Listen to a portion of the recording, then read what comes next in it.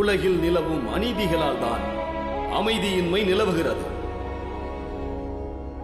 அமைதி நிலவ வேண்டும் என்றால் நீதி எங்கும் நிலைநாட்டப்பட வேண்டும். நீதி நிலைநாட்டப்பட வேண்டும் என்றால் அனைவரும் சமமாக பார்க்கப்பட வேண்டும். அப்பா, நான் என்னோட வகுப்புக்கு போட்டுமா? வணக்கம் ஐயா. வணக்கம். இவனுக்கு அடிபட்டிருக்கு, பரீட்சை இருக்கு, அதனாலதான் நானே தூக்கிட்டு வந்துட்டேன் ஐயா. வாங்க வாங்க, உள்ள உட்கார வைங்க. நன்றி ஐயா. மத்த பசங்களாம் உட்காருங்க.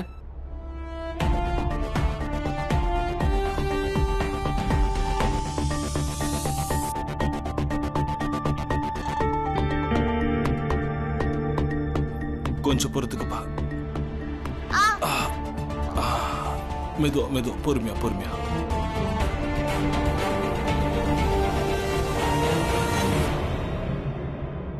பீமா, நான் வெளியே போய் காத்துக்கிட்டு இருக்கேன். நீ மெதுவா உட்காந்து நிதானமா பரீட்சை எழுது.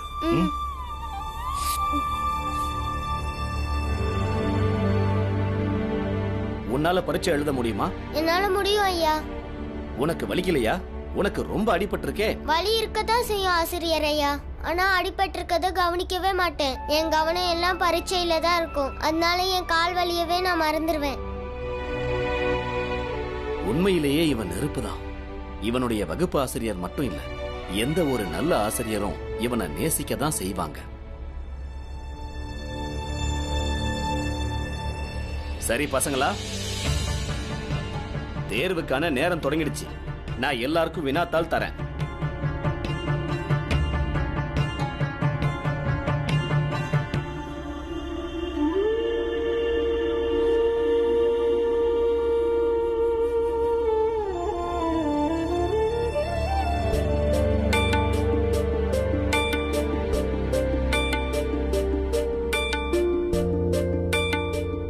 பீம், இந்த புடி.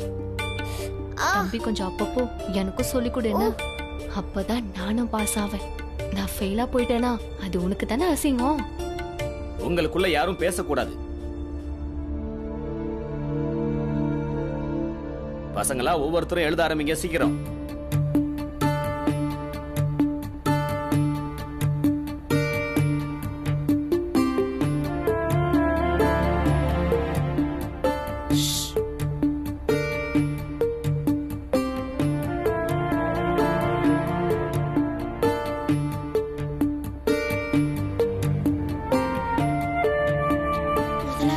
பேசக்கூடாதுன்னு சொன்னல, அவங்க உங்க விடைத்தாள்ல எழுதுங்க.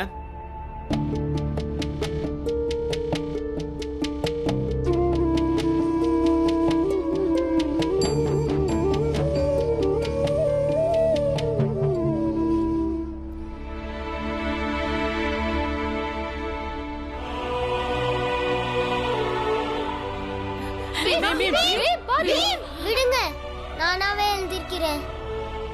நமக்குள்ள இருந்தே ஒருத்தர் வந்து நம்மளை இந்த இருள்ல இருந்து வெளியில கொண்டு வருவாருன்னு சொன்னீங்களே, அது நம்ம பீமாவா இருந்தா?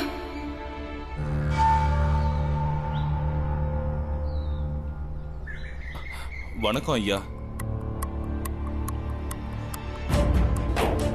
பீமாவை யார் தள்ளிவிட்டான்னு ஏதாவது தெரிய வந்துச்சா?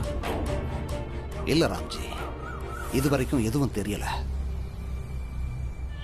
இந்த ராம்ஜி பள்ளிக்கூடத்துல என்ன பண்றான்? கை கால் உடைஞ்ச பையனை தூக்கிட்டு பரீட்சை எழுத வந்துட்டானா என்ன? ஒருவேளை இவன் பையன் பரீட்சை எழுதிட்டான்னா ஆளா வந்துருவானே.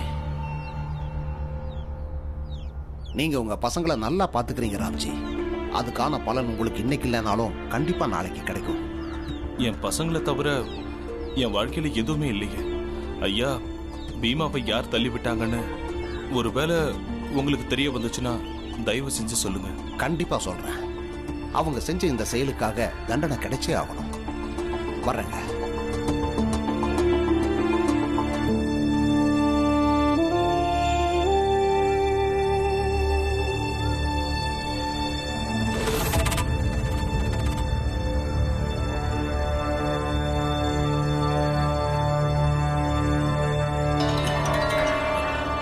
கொஞ்சம்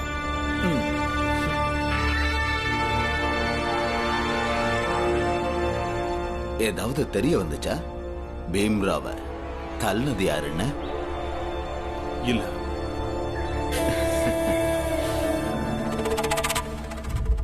பிரின்சிபல் ஐயா கிட்டயும் நான் அதை தான் கேட்டுட்டு இருந்தேன். இப்போ பீம்ராவ் எப்படி இருக்கான்? வீட்டுல ஓய்வு எடுத்துட்டு இருக்கானா? வகுப்புல தான் இருக்கான். பரீட்சை எழுதிட்டு இருக்கான்.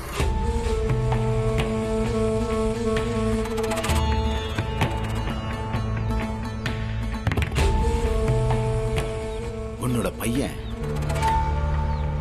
கெட்டிக்காரன் தான். அவ்வளோ உயரத்துல இருந்து விழுந்தோம்.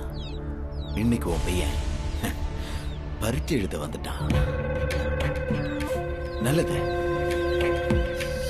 சரி, இப்போ ஒண்ணு சொல்லு.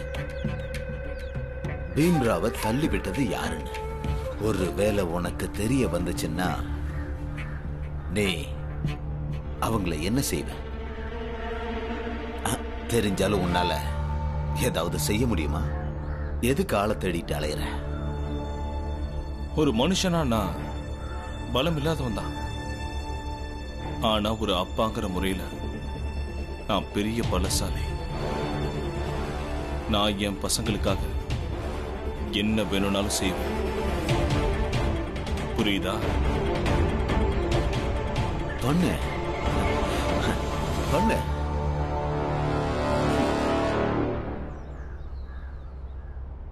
ஏன்பா நில்லு நில்லு. தனியா வந்திருக்கியா? ராம்ஜி வரலையா? இப்படி வேலைக்கு வந்தாருன்னா எப்படி வேலை நடக்கும்? நீ ஒண்ணு பண்ணுப்பா. அவர்கிட்ட போய் இனிமே வேலைக்கு வர வேண்டிய தேவையே இல்லைன்னு சொல்லிடு. சரி சேட்டையா, சொல்லிடுறேன். பாவம் தலையெழுத்து அப்படிதான் எழுதி இருந்துச்சுன்னா நாம என்ன பண்ண முடியும்? விதியை குறை சொல்லாதே. எல்லாம் நம்ம பண்றது தான். நம்ம வேலை செய்யலன்னா விதி என்ன பண்ணும்? இல்ல சேட்டையா, அவர் மனைவிக்கும் குழந்தைங்களுக்கும் உடம்பு சரியில்லை. பாவம் தனியால தான் எல்லாரையும் பாத்துக்கிறாரு.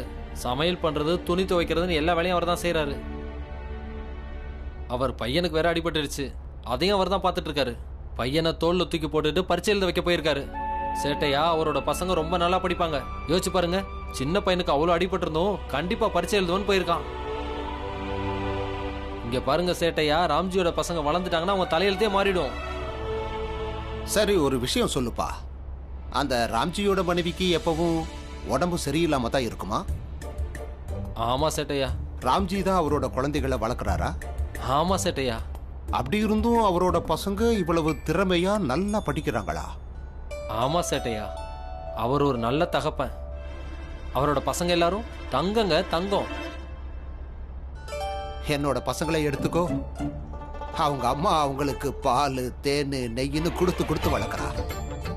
லேசா உடம்புக்கு ஏதாவது வந்துட்டா ஒரு மாசம் பள்ளிக்கூடம் போக மாட்டாங்க. என்னோட சொல் பேச்சே கேட்க மாட்டேங்கிறானுங்க. என் பசங்களை நான் என்னதான் பண்றது? எனக்கு எப்பவும் இதுதான் கவலை. சேட்டையா, ராம்ஜி வந்ததும் அவர்கிட்டே கேட்போம். ஒரு நல்ல அப்பா எப்படி இருக்கணும்னு அவரே சொல்லுவாரு.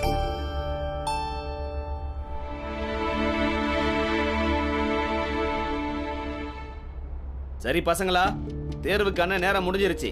எல்லாரும் விடைத்தாள கொடுங்க. போதும் போதும் எழுதுனது, போதும் எழுதுனது. கொடுங்க கொடுங்க. நேரம் முடிஞ்சிருச்சு, கொடுங்க.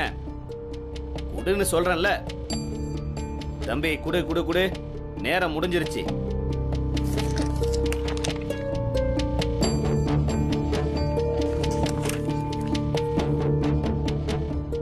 பீமராவ், உனக்கு மட்டும் இன்னும் கொஞ்ச நேரம் தரேன். கையில அடிபட்டு இருக்குல்ல, இன்னும் கொஞ்ச நேரம் எழுது.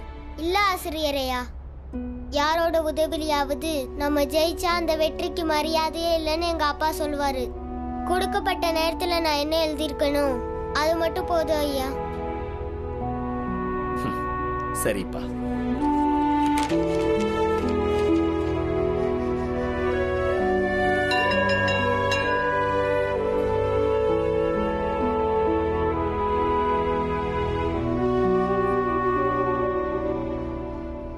ஆனந்தன்னு ரொம்ப வலிக்குதுன்னு.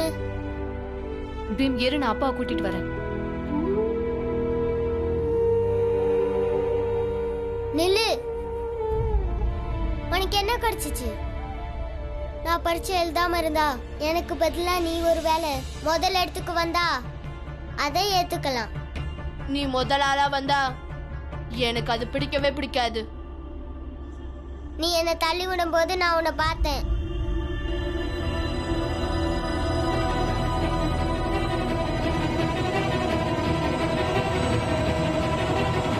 ஆனா நான் யார்கிட்டயுமே சொல்லல, இனி சொல்லவும் மாட்டேன்.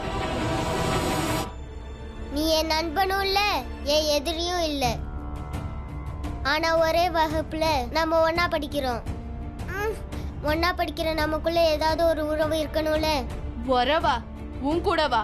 வாய்ப்பே இல்ல. ஏன்?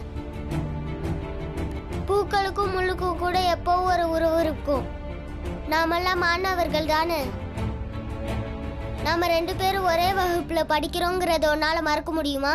இல்ல இல்ல, உனக்கும் எனக்கும் உறவு இல்ல. என்னோட சமூகத்தை பொறுத்த வரைக்கும் அது ரொம்ப ரொம்ப தப்பு.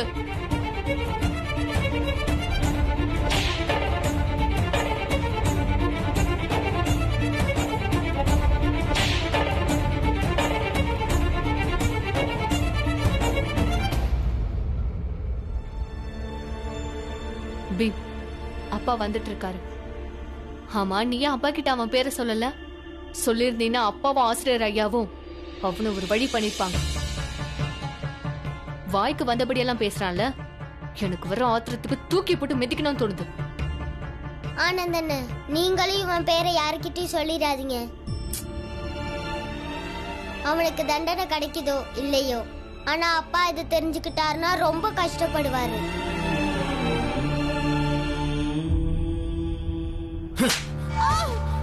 ஒரு வேலையை கூட ஒழுங்கா செய்ய முடியாது உன்னால. நீ எந்த லட்சணத்துல பீம்ராவ் தள்ளிவிட்டியோ அவன் பரீட்சை எழுத வந்துட்டான். கைய காட்டா, அந்த கையும் காட்டா, சீக்கிரம் காட்ட. என்னது வலிக்குத? உன்னை அடிச்சு அடிச்சு உன் கைய காலெல்லாம் உடைச்சிடும்டா. உருப்படாதவன். உன்னால ஒரு வேலையை கூட ஒழுங்கா செய்ய முடியாதா? உன்னால ஒழுங்கா படிக்கவும் முடியாது, உன்னால ஒழுங்கா ஒருத்தனை தள்ளி விடவும் முடியாது. என் கண்ணால நான் பாத்துட்டு வரேன். அவன் அங்க உட்காந்து பரீட்சை எழுதிக்கிட்டு இருக்கான். அழாதடா, எரிச்சலா வருது. அவன் மட்டும் முத ஆளா வந்துட்டான், நம்ம ஜாதிக்காரங்க எல்லாருக்கும் மூக்கு உடைஞ்சிரும்டா. எதுக்கும் லாயக்கு இல்லாதவன். தப்பு நடந்துடுச்சுப்பா. உங்ககிட்ட நான் அதை சொல்லிருக்கவே கூடாது. பீம்ராவ் முதல் ஆளா வரக்கூடாதுன்னு நான் எதுக்கு உங்ககிட்ட சொன்னேன்? அவன் எனக்கு நண்பனும் இல்ல, அவன் எனக்கு எதிரியும் இல்ல. அதுக்கப்புறமும் நான் எதுக்கு அவனை தள்ளி விட்டேன்? இத நீங்க தான் எனக்கு சொல்லி புரிய வச்சிருக்கணும். நீங்க என்கிட்ட அவனை தள்ளி விடுன்னு சொல்லிருக்க கூடாது. இத உன்கிட்ட சொன்னது யாரா? பீம்ராவ் தான்.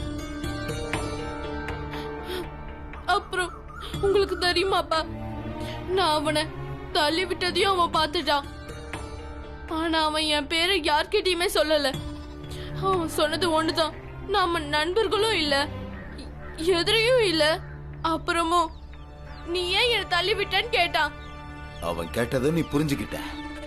அதுக்கப்புறம் நீ உங்க அப்பா முன்னாடியே வந்து நின்னு உனக்கு ஏன் சொல்லி புரிய வைக்கலன்னு வந்து கேக்குற. நில்ல, நீ உள்ள போடா, உனக்கு நல்லா புரிய வைக்கிற.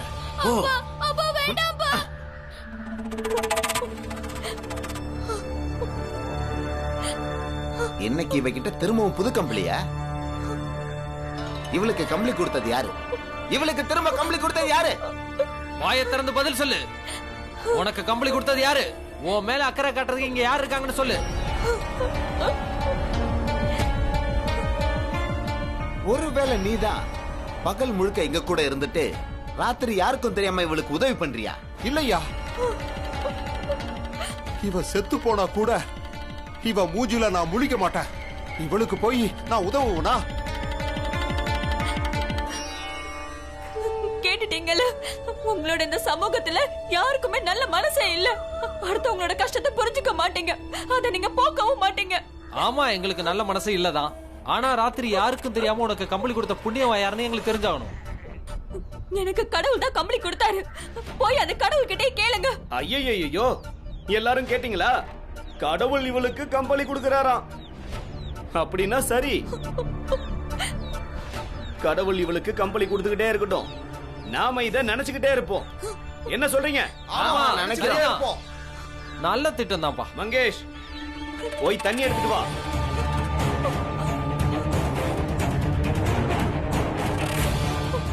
எடுத்துட்டு வா. ஏய், நில்லு. நில்லு. வெளியே வா. வராதீங்க வராதீங்க, வெளியில போங்க. ஏய் உள்ள இருந்து வெளியே வா. ஒழுங்கா வெளியில வந்துரு.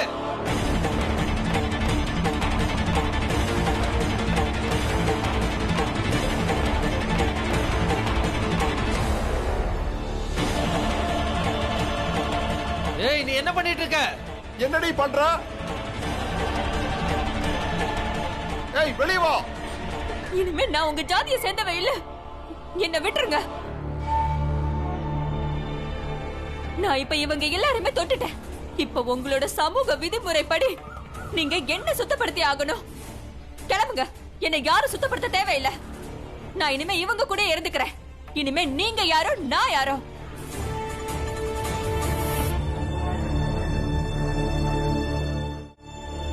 இந்த பொம்பளை நம்ம தர்மத்தையும் ஜாதியையும் மண்ணோட மண்ணாக்கிட்டா. ஐயோ, நீ யார போய் தொட்டிருக்க? உனக்கு என்ன பைத்தியமா? எல்லாத்தையும் நாசம் பண்ணிட்டா. சமூகத்துல என் மரியாதையை கெடுத்துட்டா. நீங்க தான் உங்க சமூகத்தை விட்டு என்ன வெளியில அனுப்பிச்சிட்டீங்கல்ல, அதுக்கப்புறம் உங்களை பத்தி எல்லாம் நான் ஏன் கவலைப்படணும்? நீங்க எதுக்காக இன்னும் என்ன பத்தி கவலைப்பட்டு இருக்கீங்க? நீங்க தான் உங்க தர்மத்தை விட்டு ஜாதியை விட்டு என்ன அனுப்பிட்டீங்கல்ல, அதுக்கப்புறம் உங்க ஜாதிய தர்மத்தையும் நான் எப்படி அழிக்க முடியும்? சொல்லுங்க, பேசுங்க. ஏய், இங்க பக்கத்துல வராத, உள்ளே போய் நில்லு.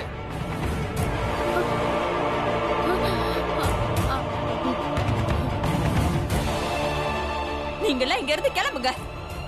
இதுக்கப்புறம் என்னைக்கும் நான் என்ன பண்றேன் ஏது பண்றேன்னு பார்க்க மட்டும் வந்துடாதீங்க. எல்லாருக்கும் புரிஞ்சுதா? நீங்க உங்க கூட தான் என்ன வாழ விடல. உங்களை விட்டு விலகி இருந்தாவது நான் வாழ்ந்துட்டு போறேனே. கிளம்புங்க, இங்க இருந்து போங்க.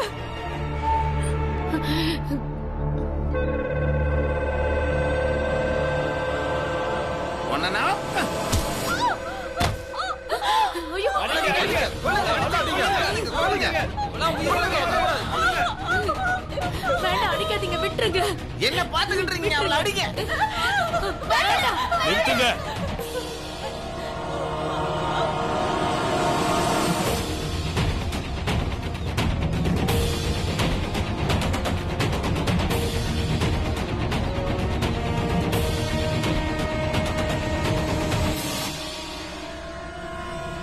யாராவது ஒரு கல் எடுத்து எறிஞ்சாலும் நான் காவல்துறை அதிகாரியை கூட்டிட்டு வந்துருவேன்.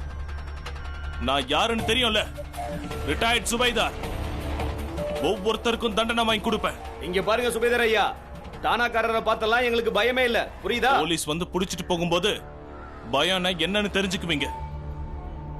ஏய் சுபேதார், காவல்துறை அதிகாரி பேரை சொல்லி எவ்வளவு நாள் தான் தப்பிக்கிறேன்னு நானும் பாக்குறேன். இவளை நாங்க சும்மா விட மாட்டோம். இவ சமூகத்துல என் பேரையே கெடுத்துட்டா. அதுலயும் வீட்டுக்குள்ள நுழைஞ்சு பெரிய பாவத்தை பண்ணிட்டா. அதுக்கான தண்டனையை நான் கொடுத்தே தீருவேன்.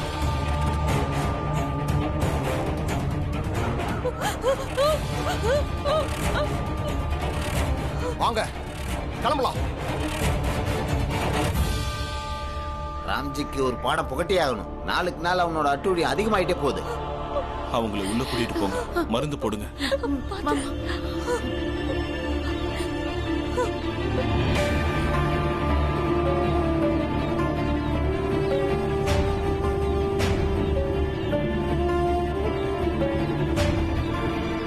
அப்பா, எனக்கு ஒண்ணு மட்டும் புரியவே இல்லப்பா. அந்த அம்மாவை தான் அவங்க ஜாதியை விட்டு எல்லாரும் விலக்கி வச்சுட்டாங்கல்ல, அப்புறம் ஏன் அவங்கள நிம்மதியாவே வாழ விட மாட்டாங்க? ஏன் அப்படி கொடுமைப்படுத்துறாங்க?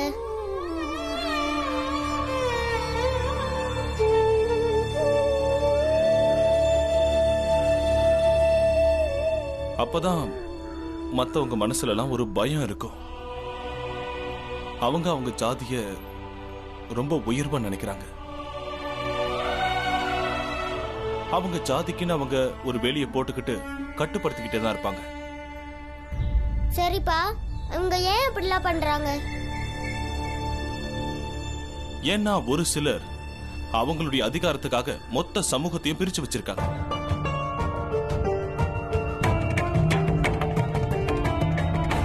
அவங்க எல்லாரும் சேர்ந்துதான் இப்படியெல்லாம் ஏதாவது செஞ்சுக்கிட்டே இருக்காங்க. அப்பா, இப்படி செய்யறவங்க யாருப்பா?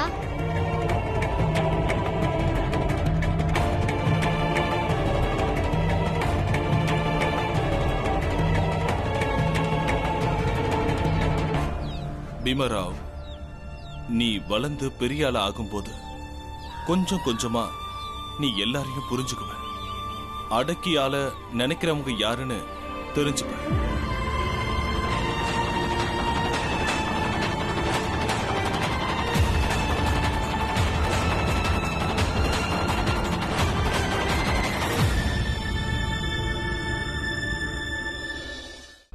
நான் இப்ப கிளம்புறேன். எங்க போவீங்க? வெளியே எல்லாரும் இருப்பாங்க. அவங்க உங்களை ஏதாவது பண்ணிட்டாங்கன்னா? பண்ணா பண்ணட்டும். மிஞ்சி போனா என்ன பண்ணுவாங்க? என்ன கொல்லுவாங்களா?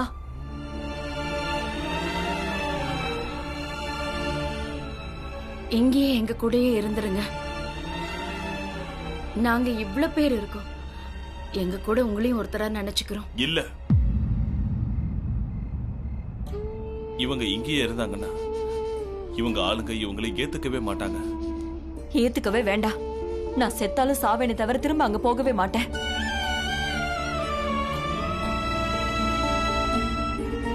சரிங்க, அப்படின்னா நீங்க எங்க கூடவே இருங்க. எங்களால முடிஞ்ச அளவுக்கு நாங்க எல்லாரும் சேர்ந்து உங்களை பாத்துக்கிறோம்.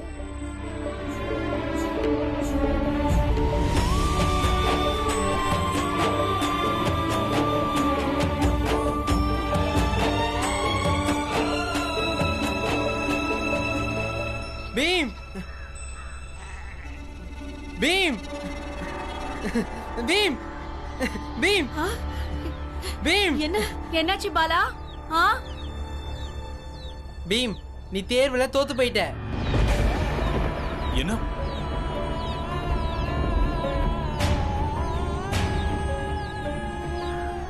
இப்ப எல்லாரும் கேட்டீங்களா? நான் தான் அப்பவே சொன்னனே, இவன் பேச மட்டும்தான் லாயக்கு. நான் தான் சொன்னேன்ல.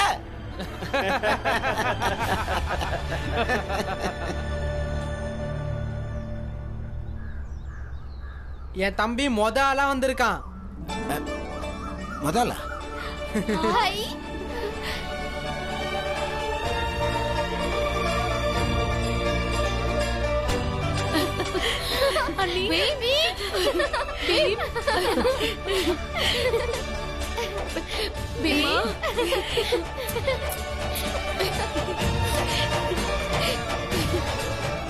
வாழ்த்துக்கள் பீம். வாழ்த்துக்கள் பீம், வாழ்த்துக்கள். பள்ளிக்கூடத்திலேயே ஆளா வந்திருக்க. காயத்துல உன் கவனத்தை வைக்காம மொத்த கவனத்தையும் தேர்வுல காட்டியிருக்க. அதுக்கான பலன் தான் இது.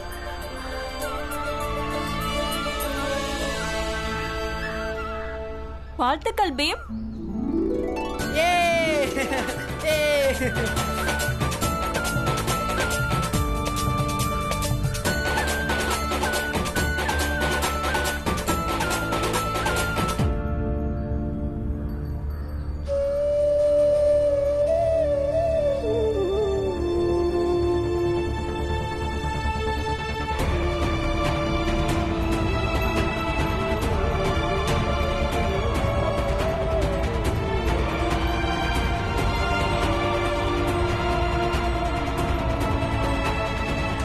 பாலா,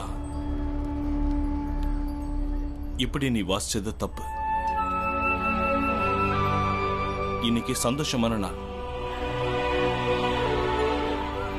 நாம 2 பேரும் சேர்ந்தே வாசிக்கலாம்.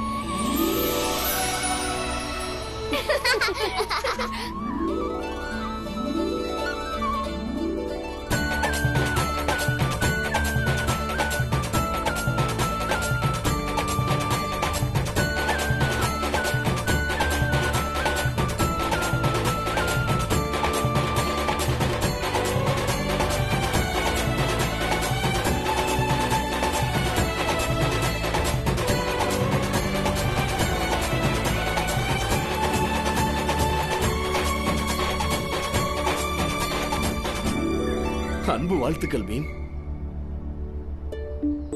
ரொம்ப நன்றி ஆசிரியர் ஐயா. ரொம்ப நன்றி ஐயா. என் பையனை நீங்க தான் நல்லா கவனிச்சுக்கிட்டீங்க. உங்க பையன் அதுக்கு தகுதியானவன் தான். பீமராவ், இப்ப நீ செஞ்ச விஷயம் ரொம்ப அற்புதமானது.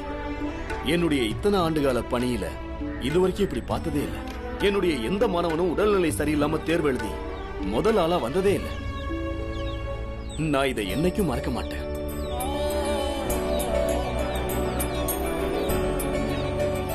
ஆசிரியர் ஐயா, எங்க அம்மா அப்பாவும் பெருமைப்படுத்துவாங்கல்ல.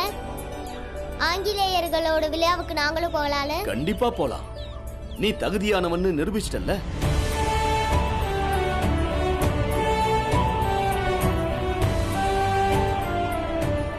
அப்புறம் ராம்ஜி, நாளைக்கு சாயந்தரம் நீங்க கிளம்பணும். அதுக்கு முன்னாடி தலைமை ஆசிரியரை பார்த்து அடையாள சான்று கடிதம் எழுதி வாங்கிக்கங்க. பீமராவுடைய பெற்றோருங்கிற அந்த கடிதம் இருந்தாதான் நீங்களும் போக முடியும். சரி ஐயா. ஆனா ஆசிரியர் ஐயா, இவங்க தானே என்னோட அம்மா அப்பா. இது எதுக்காக நான் எழுதி வாங்கணும்? நாங்க தான் உன்னுடைய அம்மா அப்பான்னு ஆங்கிலேய அதிகாரிகளுக்கு எப்படி தெரியும்? அவங்களுக்கு ஆதார கடிதம் கொடுத்து தானே ஆகணும். அப்புறம் பீமராவ், நாளைக்கு சாயந்தரம் நீ அங்க பேசியாகணும். அதையும் தயார் பண்ணிக்கோ, புரியுதா? அப்ப நான் கிளம்புறேங்க. ஆசிரியர் ஐயா, நேத்து நீங்க ஏன் பள்ளிக்கூடத்துக்கு வரல? இப்போ சொல்லுங்க, உங்களுக்கும் பீமராவுக்கும் என்ன உறவு? மாமாவா பெரியப்பாவா? இது சந்தை இல்ல, பள்ளிக்கூடம். உங்க 2 பேரையும் கொஞ்ச நாள் பள்ளிக்கூடத்தை விட்டு சஸ்பெண்ட் பண்ணலாம்னு இருக்கேன். எனக்கு கொஞ்சம் வேலை இருந்துச்சு. நாளைக்கு சாயந்தரம் நீங்க கிளம்புறதுக்கான வேலையை பாருங்க, சரியா?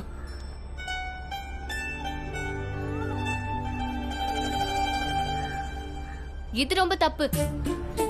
பீமு அம்மா அப்பா மட்டும் ஏன் போனோம்? நாங்களும் வரணும்ல. ஆமா, நாங்களும் பீமாவோட அண்ணனுங்க தானே. நான் பீமோட அக்கா. ஆமா, அப்ப நாங்களும் வரலாம்ல. ஆமா ஆமா, நம்மளும் போலாம். உன்னையும் சேர்த்துக்கிட்டியா? மொத்த குடும்பமும் போயிடலாம்.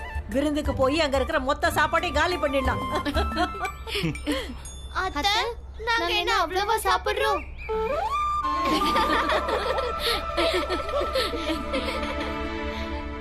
எனக்கு நேரமாகுது. நான் வேலைக்கு கிளம்புறேன். உடம்ப பாத்துக்கப்பா. சரிப்பா.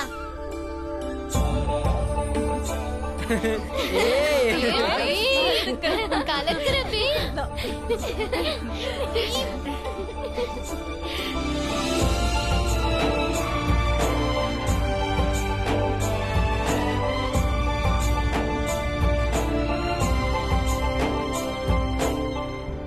அப்படின்னா ராம்ஜி இன்னைக்கும் வரமாட்டானா? என்ன பண்றது சேட்டையா, பாவம் அவரோட மனைவிக்கு தான் உடம்பு சரியில்லையே. அவரே கஷ்டத்துல இருக்காரு. யாரெல்லாம் மனைவி மேல அக்கறையா இருக்காங்களோ அவங்களால மட்டும்தான் இதை புரிஞ்சுக்க முடியும். இப்படி ஒரு நிலைமையில மொத்த குடும்பத்தையும் பார்த்தாகணும். அது ரொம்ப கஷ்டம் சேட்டையா. அது மட்டும் இல்ல சேட்டையா, அப்படியே அந்த சோக கதையை சொல்லி என்ன அழ வைக்காத. போ, போய் வேலையை பாரு. போ. தினமும் ஒரு கதை சொல்றாயா?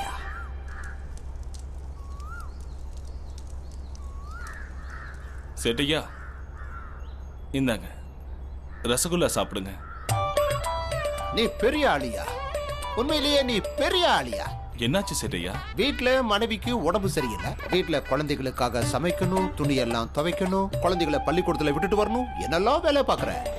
இல்ல சேட்டையா, என் பொண்டாட்டி எல்லா வேலையும் பாத்துருவா. ஆனா அவன் அப்படி சொல்லலையே. சேட்டையா, இந்த ராம்ஜி எப்பவுமே இப்படிதான்.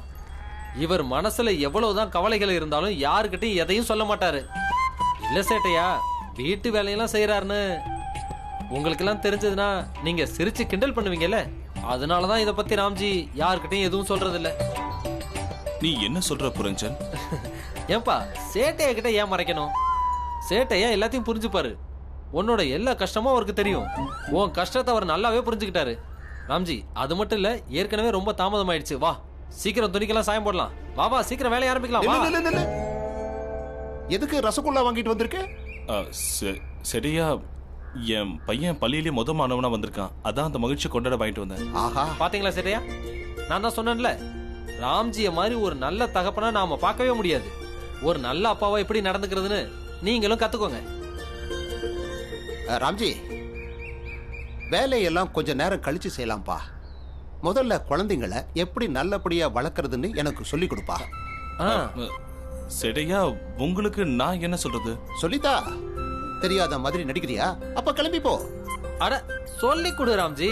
சேட்டையா எவ்வளவு அன்பா கேக்குறாரு. ரொம்ப சுலபம் சேட்டையா.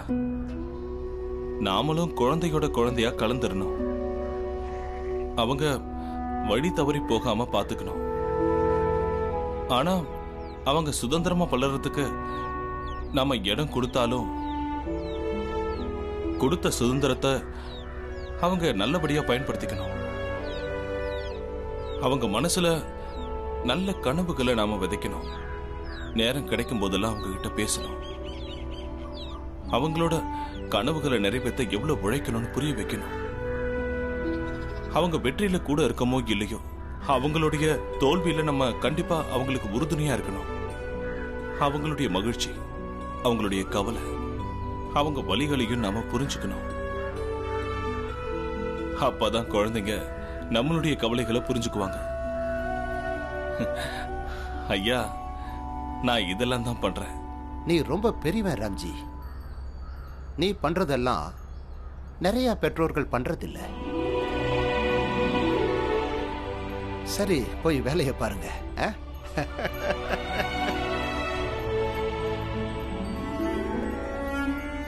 நீ ரொம்ப திறமையானவன் பீமராவ். இவ்வளவு கஷ்டமான சூழ்நிலையிலையும் பணக்காரங்களையும் மேல் ஜாதி பசங்க எல்லாரையும் தோக்கடிச்சிட்டு முதல் ஆளா வந்துட்டியே. நீயும் திறமையானவதா?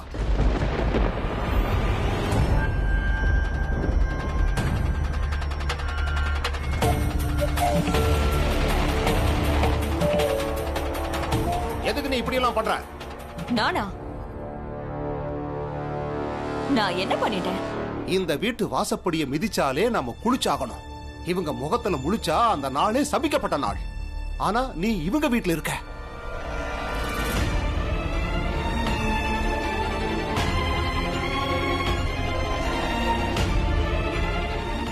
இந்த வீட்டை விட்டு வெளியே போ. ஏன் நம்ம ஜாதியை இப்படி கேவலப்படுத்துற? உன்னை இந்த ஊர்ல இருக்க வேண்டாம்னு சொன்னா நீ உங்க அம்மா வீட்டுக்கு போ. நீ போறதுக்கான ஏற்பாடுகளை நான் பண்றேன். நீ செஞ்ச இந்த கேடுகட்ட செயலால நம்ம சமூகத்துக்கு முன்னாடி நான் தலை குனிஞ்சு நிக்கிறேன். நீ இந்த வீட்லயே இருந்தா இந்த சமூகம் நம்ம யாரையும் உயிரோட விடாது.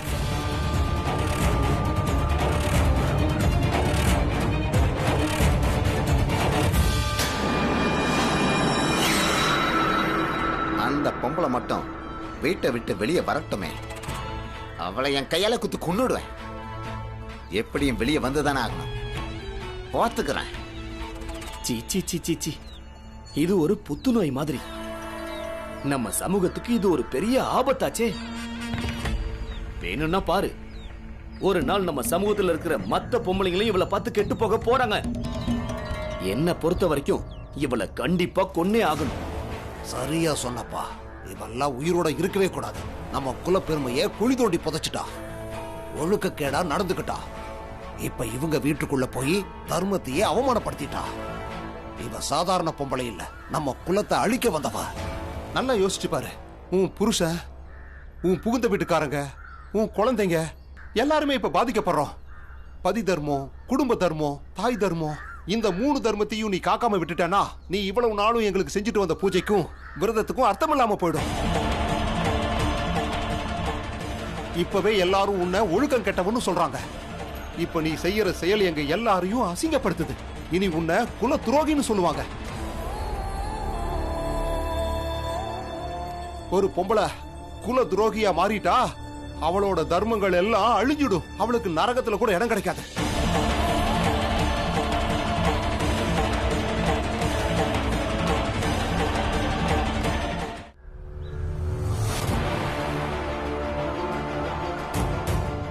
அதனாலதான் சொல்றேன், தயவு செஞ்சு பாவி ஆயிடாத. அப்புறம் அடுத்த ஜென்மத்துல உனக்கு மனுஷ பிறவியா பிறக்கிற பாக்கியம் கிடைக்காது. உனக்கு முக்தி கூட கிடைக்காது. ஆவியா இந்த உலகத்துல அலைஞ்சுக்கிட்டே இருப்ப.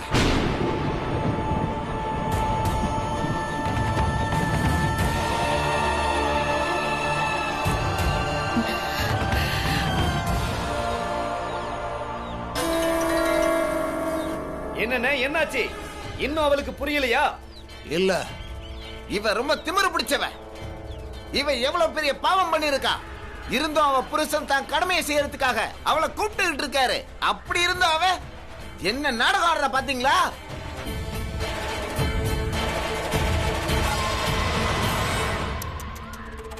இவ புருஷன் உண்மையிலே ஒரு அப்பாவி, இவளுக்கு உதவி பண்ணலான்னு வந்திருக்காரு. ஆனா இவ்வளவு நடந்ததுக்கு அப்புறமும் அவ புருஷனை திரும்ப அவமானப்படுத்திக்கிட்டே இருக்கா.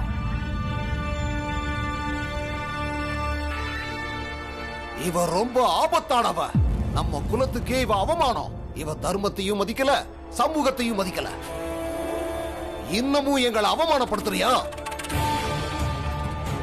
நாம யாரும் எட்டி கூட பார்க்காத ஒரு இடத்துக்குள்ள போய் நுழைஞ்சிருக்கியே.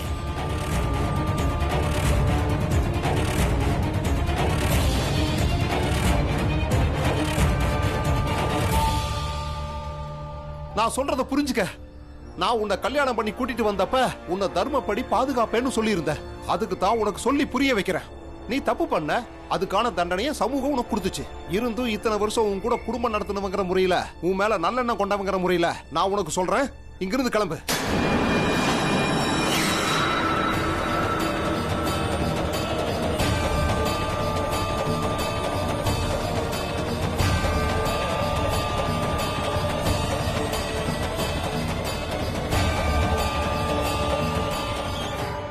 வா ராம்ஜி, இன்னைக்கு பொழுதும் முடிஞ்சு போயிடுச்சு, வீட்டுக்கு கிளம்பலாம். சரி புரஞ்சன், எனக்கு கொஞ்சம் பணம் வேணும். பீமா பள்ளியில முத ஆளா வந்திருக்கான். அதனால ஆங்கில அரசாங்கம் விழாவுக்கு கூப்பிட்டுருக்காங்க, உனக்கு தெரியும்ல. அதனால கொஞ்சம் நல்ல ஆடைகள் தேவைப்படுது. அதனாலதான் என் மனைவிக்கும் பீமுக்கும் எனக்கும் புது துணி எடுக்கலான்னு பாக்குறேன். என்கிட்ட அவ்வளவு பணம் இல்லையே ராம்ஜி. என்கிட்ட இருந்திருந்தா கண்டிப்பா கொடுத்துருப்பேன். நாம 2 பேருமே இப்போ என்ன நிலைமையில இருக்குன்னு உனக்கு தான் நல்லா தெரியுமே. என்ன பண்றது, என்கிட்டயும் இப்போ பணம் இல்ல. உங்ககிட்ட இருந்து கொஞ்சம் பணத்தை கடனா வாங்கிட்டு அப்புறம் திருப்பி கொடுத்துடலான்னு நான் நினைச்சிட்டு இருந்தேன். இப்ப என்ன பண்றதுன்னு எனக்கு புரியல. ராம்ஜி, நாம ஒண்ணு பண்ணலாம். சேட்டையா கிட்ட கடன் கேட்கலாம். நமக்கு பணம் கிடைச்சதும் திரும்ப கொடுத்துடலாம். ஆனா சேட்டையா தருவாரா? கண்டிப்பா தருவாரு.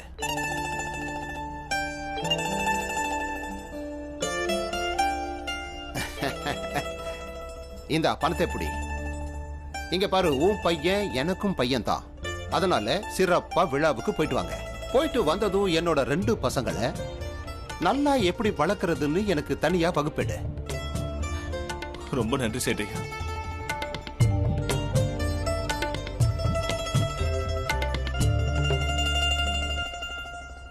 இன்னும் என்ன யோசிக்கிற? கிளம்பு.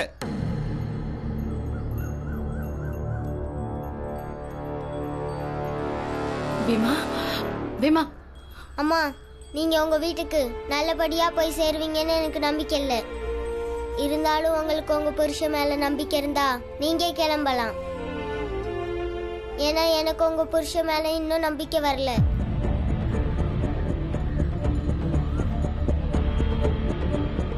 என்னடா உளற பொடிப்பையில?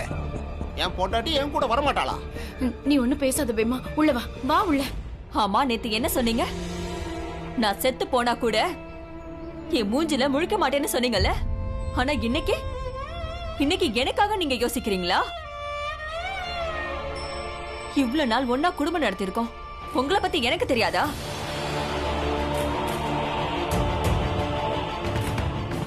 ஒத்துக்கிறேங்க, நீங்க உண்மையிலே ரொம்ப ரொம்ப நல்லவர் தான். அதனால தானே என் மேல பொய்யா பழி சுமத்துனீங்க.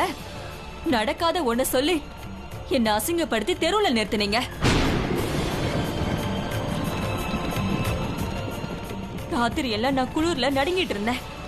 யாரோ எனக்கு கம்பளி கொடுத்தாங்க. ஆனா உங்க ஊர் ஆளுங்க என்ன பண்ணாங்க? என் மேல தண்ணிய தானே ஊத்துனாங்க. நான் எப்படியாவது குளிர்ல நடுங்கி சாகணும்னு தானே அவங்க ஆசைப்பட்டாங்க. அப்ப நீங்க எங்க போனீங்க? இப்ப உங்க ஜாதிக்காரங்க உங்களை மிரட்டினதும் நீங்க நல்ல மாதிரி இங்க வந்திருக்கீங்க. என்னை எப்படியாவது துரத்தி விட்டுட்டு நீங்க நிம்மதியா இருக்கலாம்னு ஆசைப்படுறீங்க.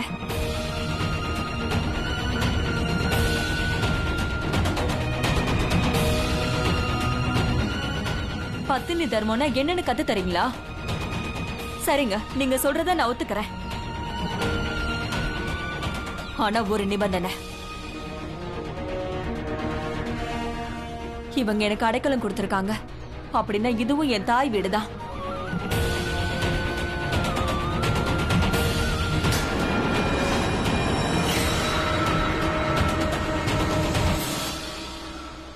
நமக்கு கல்யாணம் நடந்தப்ப எப்படி என் கைய பிடிச்சு என் அம்மா வீட்ல இருந்து கூட்டிட்டு வந்தீங்களோ, அதே மாதிரி இன்னைக்கும் நீங்க உள்ள வாங்க. வந்து என் கைய பிடிச்சு என்ன நீங்க இங்க இருந்து வெளியில கூட்டிட்டு போங்க.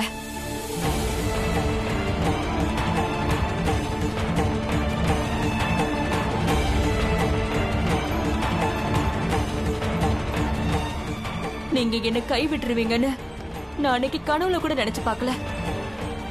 அதே நம்பிக்கையோட நான் இப்பவும் வரேன்.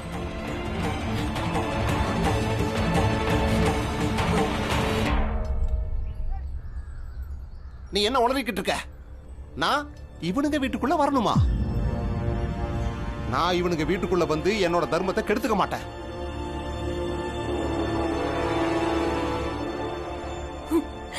நீங்க தர்மத்தை பத்தி பேசுறீங்களா? அப்படின்னா இதுவும் தர்மம் தான். புருஷன் கைய பிடிச்சு கூட்டிட்டு போகாம ஒரு பொண்ணு அம்மா வீட்டை விட்டு வெளியில வரமாட்டா.